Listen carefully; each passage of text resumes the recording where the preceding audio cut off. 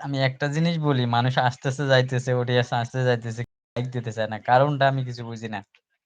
একটা লাইকের দাম কত টাকা ভাই? একটা লাইক দিলে আপনার কি ধন-সম্পদ থেকে কমে যাবে?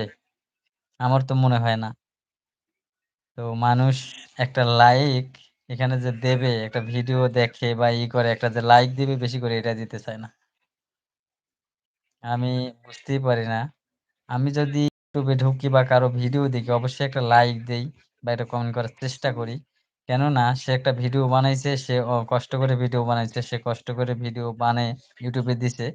আপনার মাধ্যমে বা YouTube এর মাধ্যমে আসছে। আমার মাধ্যমে কারো মাধ্যমে আপনার কাছে গেছে। সেই ভিডিওটা যদি আপনি একটুও দেখেন, তাহলে আপনি কি একটু লাইক দিতে পারেন না? লাইকটা তো ভাই দিলে আহামরি আপনার একবারে ধন সম্পদ সে নিয়ে যাচ্ছে না, তাই না? আসসালামু আলাইকুম।